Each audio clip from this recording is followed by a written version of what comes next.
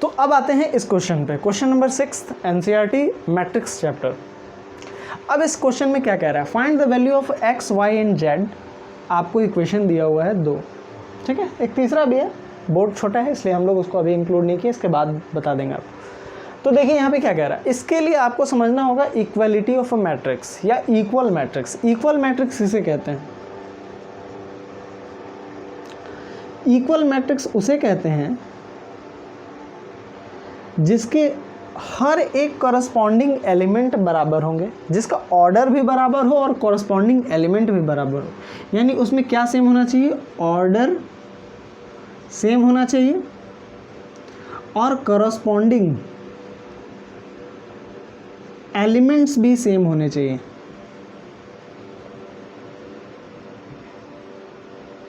अब order same का क्या मतलब है, देखिए यहाँ पे ऑर्डर कितना है, 2 रो है और 2 कॉलम है, यानी इसका ऑर्डर है 2 क्रॉस 2, और इसके भी 2 रो हैं और 2 कॉलम है, इसका भी ऑर्डर क्या है 2 क्रॉस 2, यानी इसका ऑर्डर तो सेम है।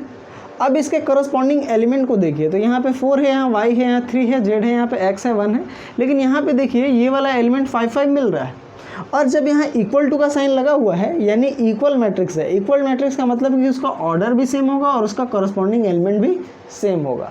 तो अगर ये इक्वल मैट्रिक्स है तो क्या हम डायरेक्ट इन दोनों मैट्रिक्स को कंपेयर कर सकते हैं, और कंपेयर करेंगे तो हमें क्या मिलेगा, हमें मिलेगा y की वैल्यू क्या मिलेगी 4 मिलेगी, क्योंकि y डायरेक्ट क्या है 4 के बराबर। अच्छा z भी हमें क्या मिलेगा, z हमें क्या मिलेगा 3 मिलेगा, और उसी तरह x हमें क्या मिलेगा, x हमें 1 मिलेगा। तो देखिए कितना आसान सवाल है, यानी कि मैट्रिक्स अगर इक्वल टू के साथ जुड़ा हुआ है तो उसके करस्पॉन्डिंग एलिमेंट्स क्या होंगे, सेम होंगे। आप डायरेक्ट कंपेयर करके निकाल सकते हैं। तो ये वाला क्वेश्चन तो आसान था, पहला नंबर बहुत आसानी से आपने निकाल लिया। अब आते हैं क्वेश्चन नंबर 2 पे। तो क्वेश्चन नंबर 2 में थोड़ा सा आपको ट्रिक लगाना होगा। देखिए यहाँ पे ये 2 मिल रहा है, लेकिन यहाँ पे ये इसके नहीं मिल रहा है, क्योंकि यहाँ पे कुछ ना कुछ वेरिएबल्स है। अब यहाँ पे हमारे पास कितने वेरिएबल है, एक x वेरिएबल है, एक y वेरिएबल है और एक यहाँ z वेरिएबल है, यानी 3 वेरिएबल है। तो 3 वेरिएबल को निकालने के लिए आपको कम से कम 3 इक्वेशन होने चाहिए, और 3 इक्वेशन हमें दिख भी रहा है। कौन कौन से दिख रहे हैं, चलिए देखते हैं। यानी पहला इक्वेशन है x + y = 6, यानी ये वाला करस्पॉन्डिंग एलिमेंट सेम होने चाहिए। इसका मतलब है कि फर्स्ट रो का फर्स्ट एलिमेंट इसके फर्स्ट रो और फर्स्ट एलिमेंट के बराबर होगा, यानी x + y = 6 हम लोग लिख सकते हैं। उसी तरह क्या हम लोग लिख सकते हैं 5 + z = 5, 5 + z = 5, और उसी तरह हम लोग लिख सकते हैं x y = 8। ठीक, अब यहाँ पे देखिए, लेट मी चेक, कुछ प्रॉब्लम तो नहीं है क्वेश्चन में, नहीं ठीक है, क्वेश्चन सही है। तो अगर यहाँ पे हमें देखिए, यहाँ पे z हम बड़ी आसानी से निकाल सकते हैं, यानी यहाँ पे z, इस इक्वेशन को पहले निकालिए तो ये हो जाएगा z = होगा 5 - 5, क्योंकि इधर 5 प्लस में है, उधर जाके माइनस होगा, यानी क्या आ जाएगा 0। यानी z की वैल्यू हमें क्या मिल गई, इस इक्वेशन में z की वैल्यू मिल गई 0, यानी इस इक्वेशन से हमें z मिल गया। अब यहाँ पे xy है, यहाँ पर भी xy है, इन दोनों इक्वेशन से हम इसकी वैल्यू निकालेंगे। तो ज़रा चेक करते हैं, ये शायद क्वाड्रेटिक इक्वेशन में हम इस इक्वेशन से ऐसे लिख सकते हैं, इस इक्वेशन से कि x = 8/y। इस इक्वेशन को हम 1 मान लेते हैं और इस इक्वेशन को 2 मान लेते हैं।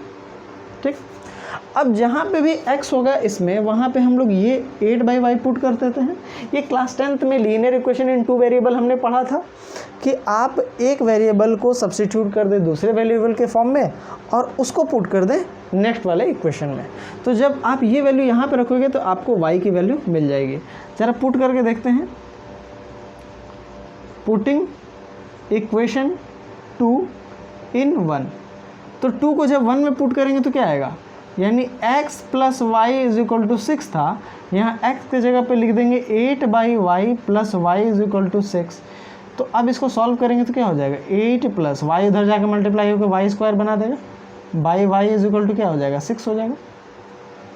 अच्छा, अब ये y उधर जाएगा तो क्या हो जाएगा, 8 + y² = 6y हो जाएगा। अब इन सारे को इधर ले आइए, तो ये हो जाएगा y² - 6y + 8 = 0 हो जाएगा। अब देखिए ये हमारा क्वाड्रेटिक इक्वेशन बन गया। अब क्वाड्रेटिक इक्वेशन सॉल्व करना आपको आता होगा, बहुत सारे मेथड हैं, स्प्लिट द मिडिल टर्म है, एक डायरेक्ट फार्मूला भी है, आप फार्मूला से भी निकाल सकते हैं। तो हमारा बोर्ड हो गया है कंप्लीट, तो हमें कुछ मिटाना होगा, चलिए देखते हैं। तो पहला वाला क्वेश्चन का आंसर ये है, आपने x y z की वैल्यू निकाल ली है। तो हम पहले वाले क्वेश्चन को मिटा देते हैं, इसका तो काम है नहीं, तो चलिए इसको मिटाते हैं। अच्छा, इक्वल मैट्रिक्स को हमने समझा दिया। इक्वल मैट्रिक्स का मतलब होता है कि ऑर्डर भी सेम होगा और करस्पॉन्डिंग एलिमेंट भी सेम होगा। तो चलिए इसको भी मिटा देते हैं। अच्छा, ये पहला क्वेश्चन मिटा देते हैं। और x y z की वैल्यू निकालनी है, ये भी आपको पता चल गया है, तो इसको भी मिटा दिया जाता है। क्वेश्चन हमारा ये रहा और इसमें x y z निकालना है, जिसमें से एक वैल्यू हमें मिल गई है, दूसरा वैल्यू हम यहाँ से निकालेंगे। इस इक्वेशन को सॉल्व करते हैं, यानी y square minus 6y plus 8 is equal to 0। तो यहाँ पे देखिए स्प्लिट द मिडिल टर्म करेंगे, यहाँ पे बीच में प्लस है, यानी आपको जोड़ना है, कुछ ऐसा जोड़ना है कि जोड़ने के बाद 6 आए और मल्टीप्लाई करने के बाद 8 आ जाए। तो 4 2, तो यहाँ पे लिख देंगे y square minus 4 plus 2y plus 8 is equal to 0। कि देखिए आप जोड़ेंगे 4 प्लस 2 को तो 6 आ जाएगा, और 4 इंटू 2 करेंगे तो क्या आ जाएगा, 8 आ जाएगा। तो कुछ ऐसा हमें स्प्लिट करना था। तो y square minus 4y minus 2y plus 8 is equal to 0। अब यहाँ पे y कॉमन लेंगे तो क्या बच जाएगा, y माइनस 4, और यहाँ माइनस 2 कॉमन लेंगे, इसमें भी माइनस 2, इसमें भी माइनस 2, तो यहाँ बच जाएगा y minus 4 is equal to 0। यानी अब इन दोनों में y माइनस 4 कॉमन आ रहा है, यानी y माइनस 4 को कॉमन लेंगे तो ये क्या बच जाएगा, y माइनस 2 इक्वल टू 0। अब आपको पता होगा कि मान लीजिए कि आपको 4 इंटू 0 करें तो क्या आता है, 0 आता है। या मान लीजिए कर दें 0 इंटू 6 कर दें तो क्या आता है, 0 आता है। या हम कर दें 0 इंटू 0 कर दें तो क्या आता है, 0 आता है। यानी दो चीज़ का मल्टीप्लाई करने पे 0 आ रहा है, तो इसका मतलब क्या होता है कि या तो ये 0 है, या तो ये 0 है, या दोनों 0 है। तो क्यों ना हम मान लें कि दोनों 0 है। तो अगर दोनों को 0 बनाएंगे, यानी y माइनस 4 भी क्या होगा, 0। अब y माइनस 4 0 है, इसका मतलब क्या है, y इज इक्वल टू 4 है, एक आंसर। और y minus 2 is equal to भी 0 है, यानी y क्या है, y हमारा 2 है, यानी y की वैल्यू 2 आ गई, y की वैल्यू 2 आ गई। अब हम लोग y की वैल्यू पुट करके x की वैल्यू निकालेंगे। अगर y हमारा 4 होगा तो x हमारा क्या होगा, 4 होगा, 4 उधर जाके माइनस होगा तो 6 माइनस 4, यानी x हमारा क्या हो जाएगा, 2। अगर y की वैल्यू 2 होगी तो x हमारा क्या होगा, x हमारा होगा 4। यानी यहाँ आपको दो आंसर मिलेंगे, एक तो ये वाला,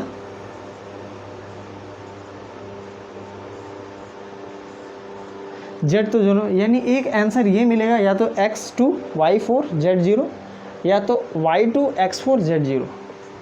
अब आप इसको चेक भी कर सकते हैं कि हमारा आंसर सही आया है कि नहीं आया। तो ज़रा देखिए x4 और y4 और x2 y प्लस 2, यानी 4 प्लस 2 6 आ गया, और z हमारा 0 है, तो z यहाँ पे 0 है, तो 5 प्लस 0 5, ठीक है। और ये क्या है, 4 2 क्या होता है, 8 होता है, तो 8 आ गया।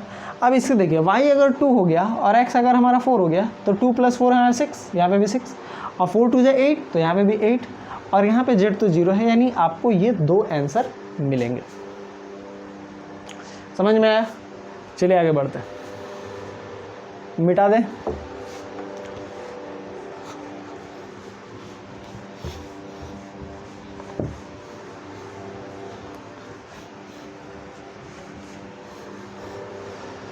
अब बढ़ते हैं नेक्स्ट क्वेश्चन की ओर। अब हाँ, इसमें एक नेक्स्ट क्वेश्चन है जो थर्ड नंबर, ये थोड़ा सा बड़ा है,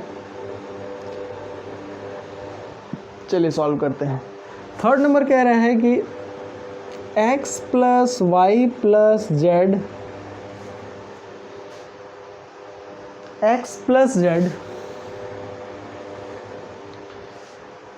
y plus Z is equal to 957। अब ये भी आपका इक्वल मैट्रिक्स है, क्योंकि इक्वल टू का साइन है। अब इक्वल मैट्रिक्स है, यानी यहाँ पे देखिए आपका 3 वेरिएबल, 1 2 3, और 3 इक्वेशन है, 1 2 3। तो आप इक्वेशन बना लें, x plus Y plus Z is equal to 9, और यहाँ पे क्या है आपका x plus Z is equal to 5, और यहाँ पे क्या है y plus Z is equal to 7। तो क्यों ना हम इक्वेशन, चलिए इसको 1 लिख देते हैं और इसको इक्वेशन नंबर 2 लिख देते हैं और इसको इक्वेशन नंबर 3 लिख देते हैं। अब यहाँ पे आपका 3 वेरिएबल है, तो हम पहले क्या करते हैं, कोशिश करते हैं कि ये 2 वेरिएबल वाले को सॉल्व किया जाए। अब यहाँ पे हम एलिमिनेशन वाला मेथड लगाएंगे, z को हटाएंगे, तो z को हटाने के लिए माइनस कर देते हैं। अगर माइनस करेंगे तो प्लस z माइनस z खत्म, यानी ये क्या हो जाएगा, x minus Y is equal to हो जाएगा 5 माइनस 7 यानी -2, यानी ये इक्वेशन एक आ गया हमारे पास 4। ठीक, अब x minus Y is equal to 2 आ गया और यहाँ पे हमारे पास क्या है, x plus Y plus Z is equal to 9। तो क्यों ना हम इन दोनों इक्वेशन से हम x प्लस जेड निकाल लें।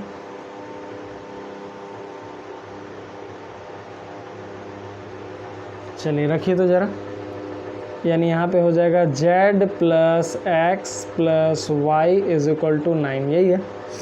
अब इन दोनों इक्वेशन को ऐड करेंगे तो y plus Y minus Y cut जाएगा और यहाँ बच जाएगा z plus 2x is equal to 9 minus 2 यानी 7 आ गया, यानी z plus 2x is equal to 7 आ गया। और यहाँ पे क्या है, z plus X is equal to 5 है, तो क्यों ना हम इसको ऐसे लिख दें, x plus Z is equal to 5। अब इसको हम माइनस करेंगे तो ये क्या हो जाएगा, plus Z minus Z cut जाएगा, 2x माइनस एक्स कितना होता है x, और 7 माइनस 5 क्या होता है 2, यानी x की वैल्यू हमें मिल गई। अगर हमें x की वैल्यू मिल गई तो अगर x की वैल्यू यहाँ हम पुट करेंगे तो करके देखिए, x plus Z is equal to 5 है ना, x की जगह पे 2 पुट करेंगे, 2 plus Z is equal to 5, तो z इज इक्वल टू होगा 5 माइनस 2, यानी z इज इक्वल टू क्या आ जाएगा 3, यानी z की वैल्यू भी हमें 3 मिल गई। अगर z हमें 3 मिल गया तो क्या हम इस इक्वेशन में पुट करके हम y निकाल सकते हैं, एकदम निकाल सकते हैं, यानी y plus Z is equal to 7 है और z की वैल्यू क्या है 3 है, तो y इज इक्वल टू क्या होगा 7 माइनस 3, यानी y इज इक्वल टू क्या हो जाएगा 4। यानी ये हमारा x, y और z ऐसे निकालते हैं। कभी भी आपको 3 वेरिएबल्स दिए हों x, y, z, तो आपको उसको सॉल्व करने के लिए 3 इक्वेशन भी होने चाहिए। देखिए हमारे पास 3 इक्वेशन भी थे 3 वेरिएबल से, तो हम लोग सॉल्व कर ले। उसी तरह अगर 4 वेरिएबल दे दे x, y, z और मान लीजिए p दे दे, तो कम से कम 4 इक्वेशन होने चाहिए। अगर 4 इक्वेशन नहीं हैं तो उस क्वेश्चन सॉल्व नहीं हो पाएगा। आई होप कि आपको ये चीज़ें समझ में आई होंगी। ठीक है, आगे बढ़ते हैं।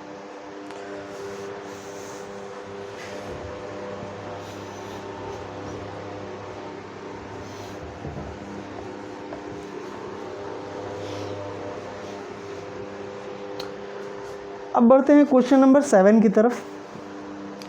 क्वेश्चन नंबर 7 क्या कह रहा है, क्वेश्चन नंबर 7 कहता है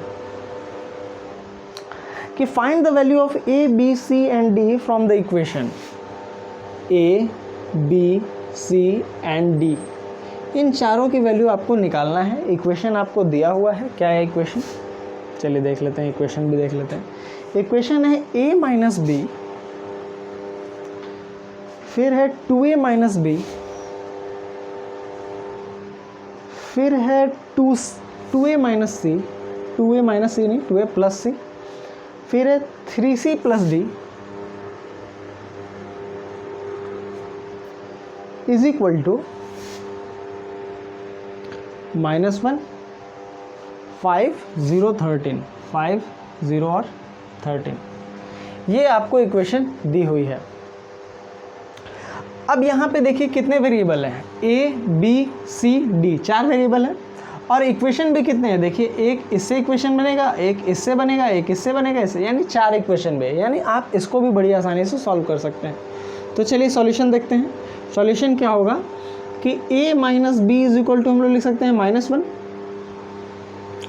फिर हम लोग क्या लिख सकते हैं 2a minus B is equal to 0 लिख सकते हैं, फिर हम लोग लिख सकते हैं 2a plus c is equal to लिख सकते हैं 5, और फिर लिख सकते हैं 3c plus d is equal to 13। यानी आपके पास 4 इक्वेशन है।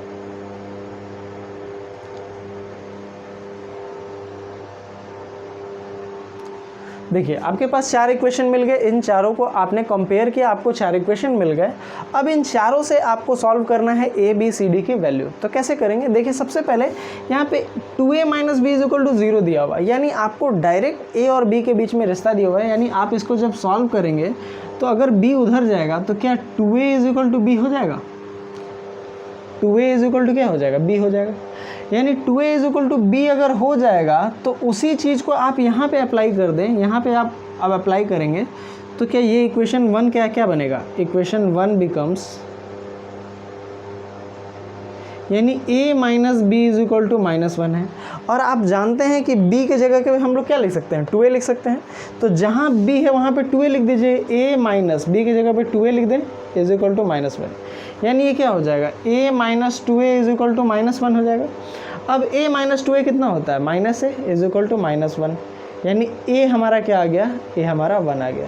अगर a 1 आ गया तो b भी हमें मिल गया, क्योंकि a के जगह पे 1 रखेंगे तो क्या आ जाएगा, b is equal to 2a है ना, तो b is equal to 2 into 1 रखेंगे, यानी b भी हमें क्या मिल गया, 2 1 जा 2, यानी a भी हमें मिल गया है। अब हमें क्या निकालना है, हमें निकालना है c और d।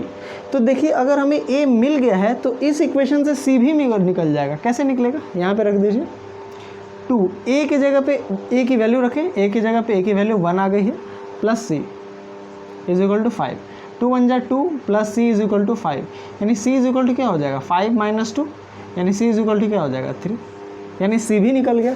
अब जब c निकल गया तो अब इस इक्वेशन में पुट कीजिए और d भी निकालिए, यानी 3 और c का वैल्यू क्या है 3 है, plus d is equal to 13, यानी d इज इक्वल टू क्या हो जाएगा 13 और 3 3 9, यानी इधर प्लस में उधर जाके क्या होगा माइनस, यानी -9, यानी d इज इक्वल टू क्या हो जाएगा 4, यानी a b c d चारों की वैल्यू आपको इस तरह से निकल गई।